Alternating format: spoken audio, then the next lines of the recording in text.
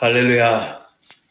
성경은 예수 믿기 전과 예수 믿고 난 후는 전혀 다른 세계라고 우리에게 가르쳐 줍니다. 그럼에도 불구하고 에베소 교회에는 여전히 믿지 않았을 때의 행실을 유지하고 있는 사람들이 있었습니다. 우리의 모습은 어떻습니까? 예수님은 빛으로 오셨고 예수를 믿게 된 사람은 빛 안에서 빛의 삶을 살게 되고 빛의 자녀가 됩니다. 그러나 빛의 자녀가 여전히 어둠과 짝하고 어둠의 자식처럼 사는 모습은 절대로 용납되어서는 안 됩니다. 여러분, 이스라엘 사람들이 출애굽을 경험하고 광야에서 이전의 애굽을 이렇게 동경을 한다. 그런 것은 정말 배은망덕한 것이고 그 노예의 삶의 그 치욕스러운 것을 그때 그 아픔을 자기들은 부르짖었음에도 불구하고 못 살겠다고 했음에도 불구하고 조그만 어려움이 오면 또 하나님을 놓치고 또 뒤돌아보는 것처럼 우리의 삶은 예수 안에서 예수 그리스도의 십자가가 우리에게 출애굽이라는 확신을 가지고 예수 그리스도가 우리를 구해내고 그냥 내버려 두는 것이 아니라 승리하신 예수님이 십자가에서 승리하신 예수님이 성령을 보내주셔서 성령을 통해서 영원한 성령의 인치심을 통해서 우리를 이끌고 가신다는 것입니다. 성령으로 말미암아 우리가 예수님과 사귐을 통해서 우리는 빛의 자녀가 될 수가 있습니다. 빛의 세계가 있고 어둠의 세계가 있습니다. 어둠의 세상이라고 하는 것은 예수가 없는 삶의 모습입니다. 골로새서 1장 13절 보면 그가 우리를 흑암의 권세에서 건져내사 그의 사랑의 아들의 나라로 옮기셨으니 흑암의 권세에서 우리를 옮겼다는 것입니다.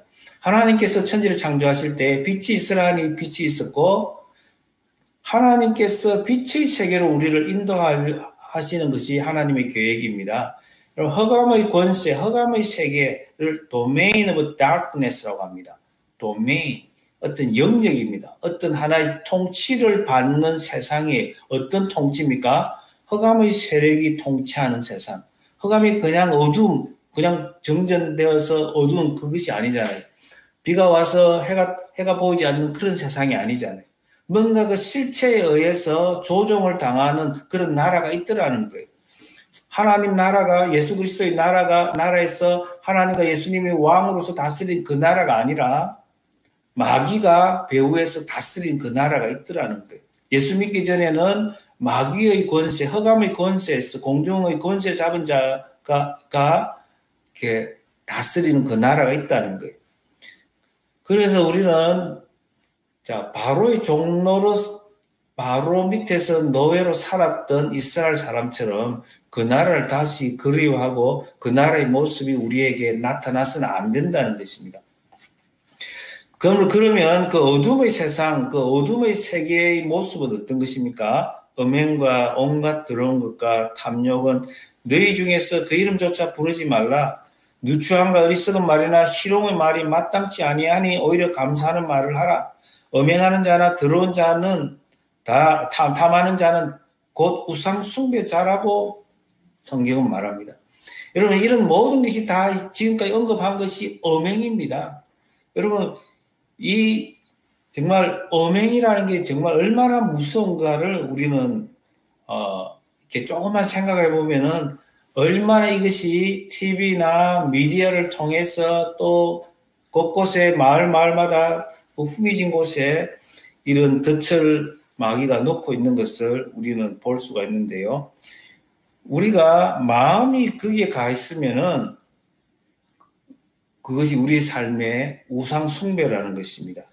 하나님보다 더 좋아하면, 하나님보다 더 사랑하고 하나님에게 마음이 가기보다는 우리가 이런 음행하는 것이나 탐욕의 마음이 가면 그것이 우상 숭배라는 것입니다. 여러분, 우상 숭배를 우리가 우상 숭배하면 안 된다고 배우지만 믿기 전에 가지고 있던 신주 단지를 버린다든지 부적을 불태운다든지 그것이 우상 숭배를 청산하는 게 아닙니다. 정말 우리 마음에 누가 주인이냐? 하나님이 주인이 아니라 다른 것이 주인이면 우리는 우상 숭배를 하고 있는 것입니다. 계시록 22장 15절에 보면요. 개들과 점술가들과 음행하는 자들과 살인자들과 우상 숭배자들과 및 거짓말을 좋아하며 지어내는 자는 다 성 밖에 있으리라. 이 성은 거룩한 성, 완성된 하나님 나라를 말하는 것입니다.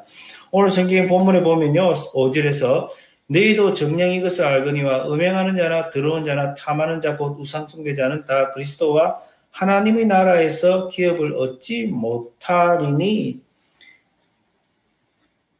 여러분 그렇습니다. 하나님은 하늘과 땅에 있는 모든 권세를 예수님에게 주셨고 예수 그리스도는 그 권세를 가지고 모든 권세가 예수 그리스도의 발 앞에 엎드리게 하며 모든 만물이 예수 그리스도의 통치 아래 있을 때 예수님은 그 나라를 하나님께 바친다라고 고린도전서 15장에 나오고 있습니다. 여러분 우리가 그 그림을 볼 수가 있어야 됩니다. 자, 완성된 그 나라는 하나님의 나라요, 예수의 나라입니다. 그 나라에서 우리가 예수님처럼 될 것이고, 그 나라에서 우리가 예수 그리스도 함께 왕노를 하도록 하나님이 예정하고 있습니다. 여러분, 그 나라에서 우리가 누리는 삶은 정말 이런 사람들은 그 나라에 들어갈 수가 없는데, 그러면 예수 믿는 사람이 이런 모습이 나타난다는 것은 한번 나타나면 그 나라에 못 간다 그런 의미는 아니죠. 구원론적으로 우리가 하나님의 예정에 따라서 하나님의 기쁘신 뜻대로 우리가 부르심을 받아서 하나님 나라의 백성으로 하나님 나라의 상속자로 우리가 부름을 받았습니다. 그런데 우리가 여전히 이런 모습을 보인다고 한다면은 그는 하나님을 굉장히 마음 아프게 하고 성령을 근심하게 하는 죄입니다. 그러면 계속해서 우리가 그렇게 산다고 한다면은 하나님 앞에 우리가 예수님 앞에 나중에 설 때의 어떤 모습일까요? 여러분 한번 흔들어 봐야 됩니다. 과연 내가 하나님을 모시고 사는가? 7절입니다. 7절을 한번 보시면 그러므로 그들과 함께하는 자가 되지 말라. 6절에서부터 다시 보겠습니다. 누구든지 헛된 말로 너희를 속이지 못하게 하라. 이로 말미암아 하나님의 진노가 불순종의 아들에게 임하나니 그러므로 그들과 함께하는 자가 되지 말라. 여러분 세상에요. 달콤한 소리를 많이 합니다. 많은 사람들이 야 세상에 이렇게 사는 거야. 세상이 이래. 지금 사람들이 다 그래. 이렇게 우리에게 헛된 말로 empty words로 우리를 이게 속이려고 합니다. 근데 우리에게 말씀이 확실하게 우리를 사로잡지 않으면은 세상이 우리를 이기게 되어 있어요. 그러므로 우리가 늘 말씀을 묵상하고 아침부터 말씀을 묵상하며 주야로 말씀을 묵상하고 되새김질하면서 하나님 말씀이 내 삶을 지배하도록 이끌어가도록 하는 것입니다. 여러분은 하나님 말씀에 의해서 지배를 받고 삽니까? 아니면은 세상이 들려주는 그 헛된 말로 속임을 당하고 있습니까? 자, 하나님의 진노가 불순종 아들에게 임하나니 그러므로 그들과 함께하는 자가 되지 말라. 그들과 파트너가 되지 말라는 것입니다. 우리가 이렇게 말할 수 있을 거예요. 그럼 목사님 예수 안 믿는 사람들 누가 전도합니까? 적극적으로 만나야죠. 네, 맞습니다.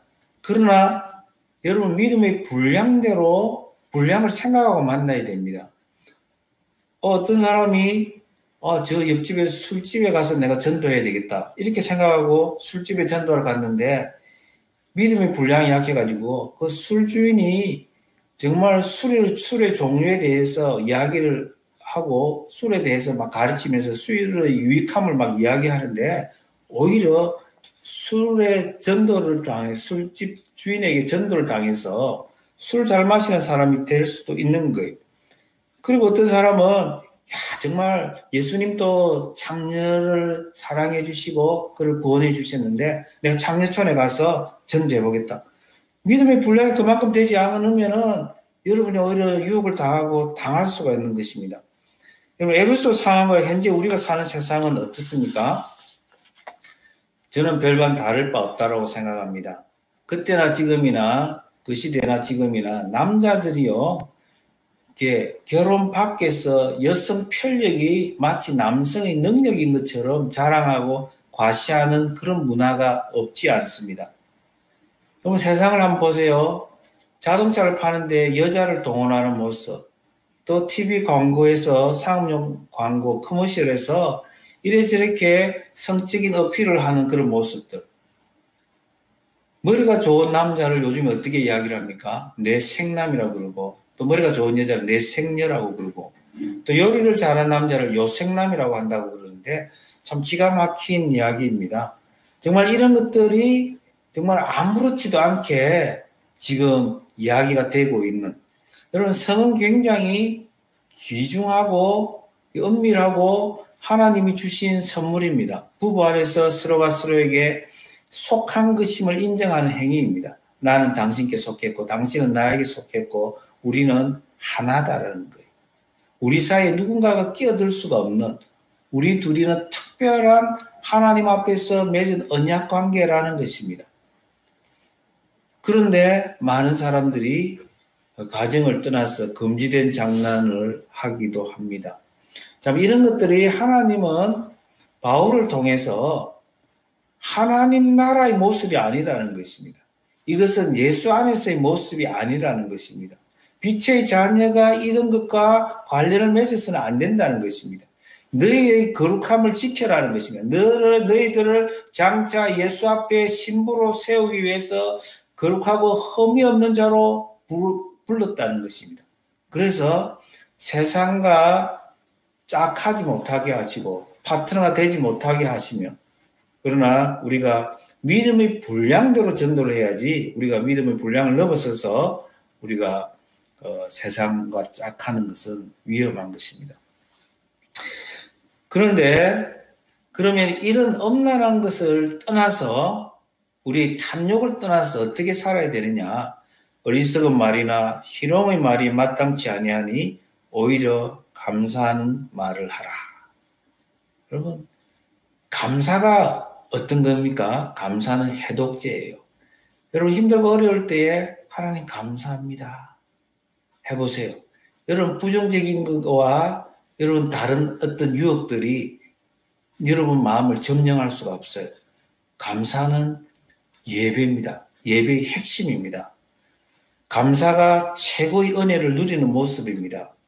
감사하게 되면 여러분 이런 더러운 것들이 우리 마음을 빼앗아갈 수가 없습니다. 두 번째로 우리 삶의 기준은 무엇이냐? 우리 삶의 기준은 항상 예수 안에서의 하나님의 사랑입니다. 바울의 기도를 우리가 공부를 했었잖아요. 바울의 기도가 무엇입니까? 정말 그리스도가 우리 안에 계셔서 정말 우리의 마음의 눈을 열어주셔서 하나님의 신령한 세계를 보게 하고 하나님의 사랑의 깊이와 넓이와 높이를 알게 하여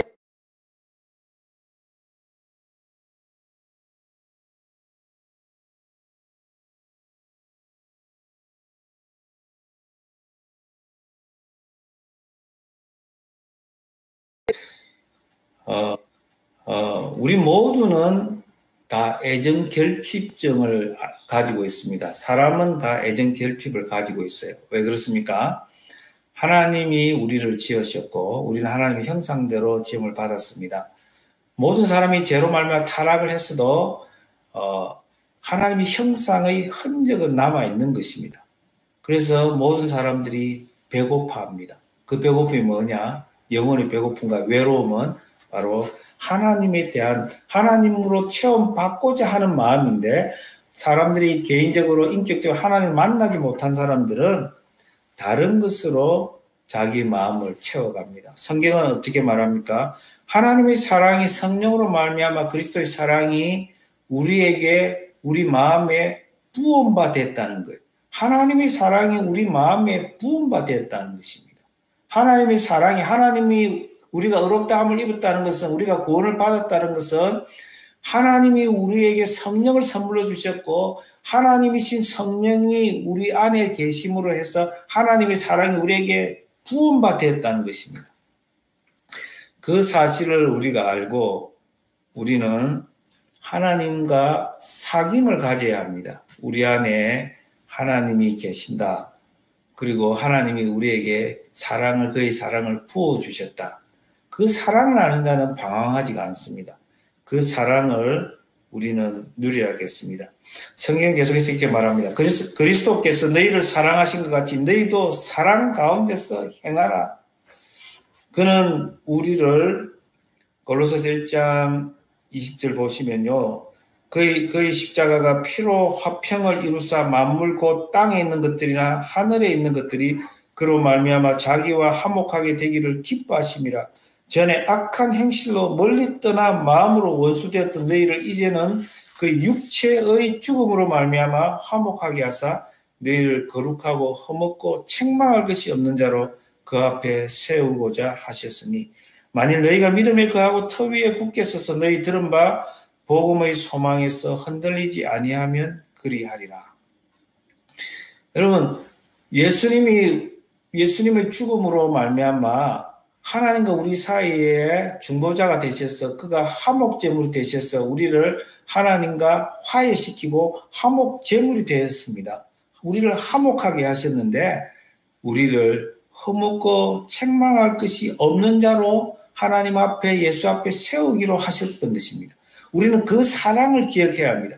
장차 그 사랑, 앞으로 우리가 누리게 될 하나님의 영원한 그 영광과 지금 현재의 일시적으로 받는 그 고난과는 비교할 수가 없는 것입니다. 그러므로 우리는 그 나라에서 우리가 상속자가 될 뿐만 아니라 예수님의 신부가 되게 하시는 그 하나님의 그 크신 사랑을 기억하면서 우리는 하나님께 마음을 줘야 합니다. 이 땅에서 하나님은 우리와 사귀자는 거예요. 이 땅에서 하나님의 영광을 보라는 것입니다. 이 땅에서 예수님과 동행하는 삶을 살라는 것입니다. 히브리서 9장 11절에서 14절 보면요.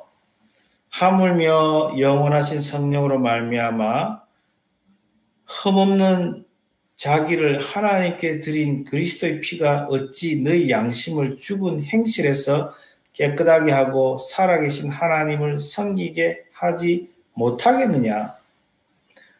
하물며 영원하신 성령으로 말미암아 흠없는 자기를 하나님께 드린 그리스도의 피가 죄 없는 예수님의 피가 하나님이신 그 예수님이 성령으로 영원하신 성령으로 말미암아 우리에게 자신을 화목제로 죄 없는 예수님이 우리에게 드신 그 그리스도의 피가 어찌 우리 양심을 죽은 행실에서 깨끗하게 하고 살아계신 하나님을 섬기게 못하게 하겠느냐는 거예요.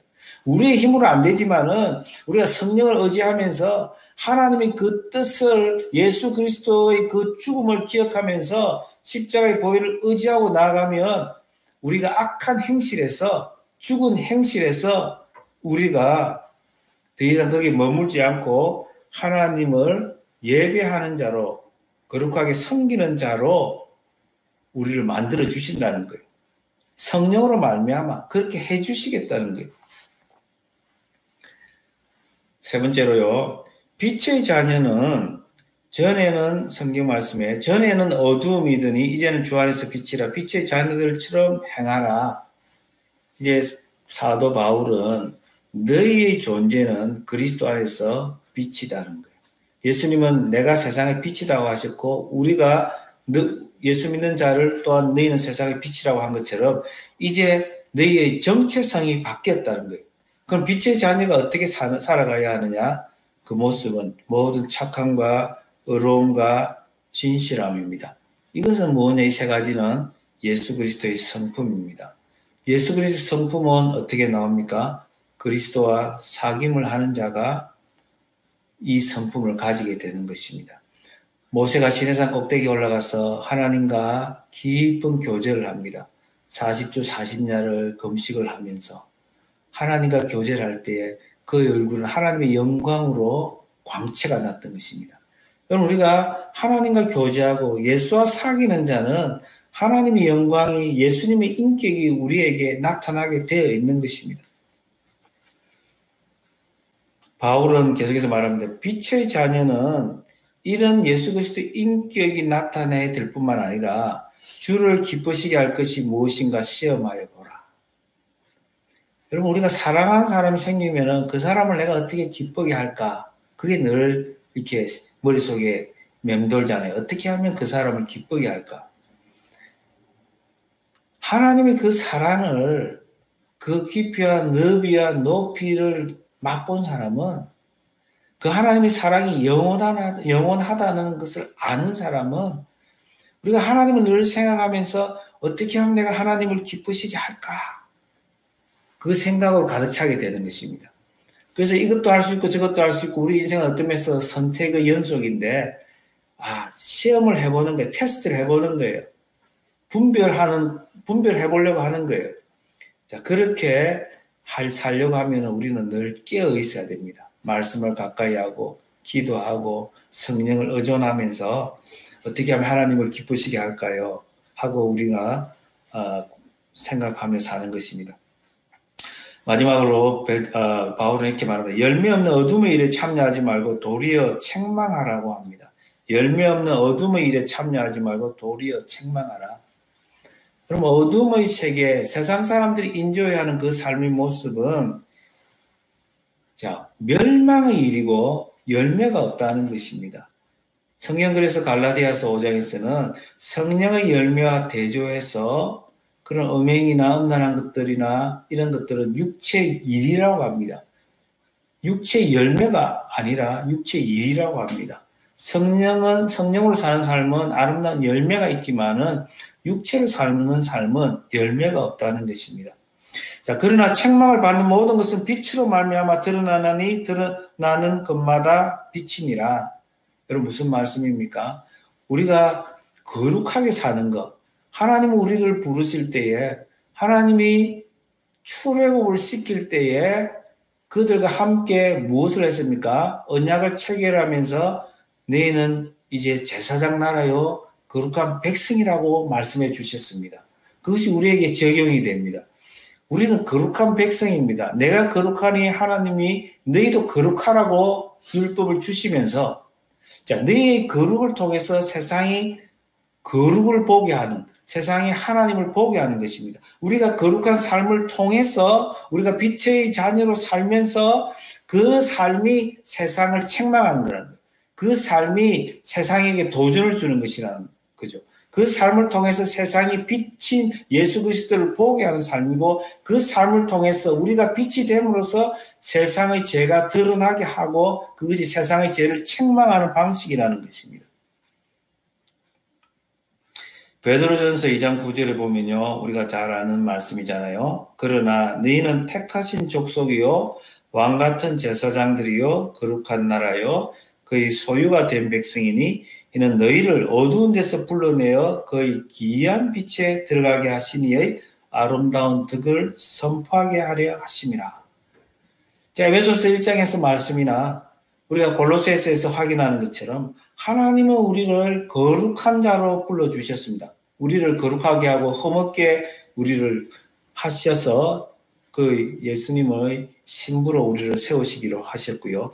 우리가 아담이 창세기에서 보면은 그를 거룩한 제사장으로, 왕같은 제사장으로 부르셔서 에덴 동산에 세우시고 그 모든 피조물에게 이름을 짓도록 하면서 세상을 관리하게 하고 왕같은 제사장이 되게 했던 것처럼, 우리에게 하나님 우리를 부르실 때에 에덴 동산에서 쫓겨나기 전에 아담의 모습으로 우리를 살아가도록 우리를 하시는 거예요. 너희는 택하신 족속이요 왕같은 제사장들이요 거룩한 나라요 그의 소유가 된 백성이니 이는 너희를 어두운 데서 흑암의 세력에서 불러내어서 그의 기이한 빛이 무엇입니까? 구원입니다. 기이한 빛이 무엇입니까? 빛 대신 예수 그리스도와의 사귐입니다. 예수 그리스도와 사귐, 교제입니다. 귀한 빛에 들어가게 하시니 아름다운 덕이 무엇입니까? 복음입니다. 아름다운 덕을 선포하게 하려 하심이라. 아름다운 아름다운 복음을 전하게 하는 거예요. 너희를 통해서 모든 사람이 하나님을 보게 한다는 것입니다. 너희를 통해서 세상이 거룩한 빛으로 하나님의 구원으로 오도록 하겠다는 것입니다. 그리해서 우리가 궁극적으로 예수 그리스도의 신부가 되는 것뿐만 아니라 이 땅에서 우리가 거룩하게 부름을 받았다라는 그 정체성을 가지고 빛 가운데 거할 때에 우리를 통해서 복음이 확산되고 어둠의 세력이 어둠 안에 있는 사람들이 주께로 기이한 빛으로 나오게 된다는 것입니다. 여러분, 하나님의 우리를 부르심, 여러분 그 큰 그림을 볼 수 있기를 원합니다. 단순히 우리가 죽어서 영원히 사는 것이 아닙니다. 정말 하나님이 예수 그리스도의 신부가 되게 하시는 것뿐만 아니라 하나님 나라를 이어받을 예수 그리스도와 공동 상속자가 되게 하시는 것뿐만 아니라 이 땅에서 하나님의 파트너가 되어서 세상의 파트너가 아니라 하나님의 파트너가 되어서 세상을 구원하고자 하는 것이 하나님의 계획입니다. 여러분, 우리는 예수 그리스도의 사랑을 받은 자입니다. 하나님의 사랑이 우리 안에 성령을 말미암아 부음받은 사람들입니다. 여러분, 성령을 의지하면서 예수님의 사랑의 그 깊이와 넓이와 높이를 날마다 새롭게 경험하면서 예수님을 좋아하고 인조이하고 즐거워하는 저와 여러분 되기를 주님의 이름으로 축원합니다.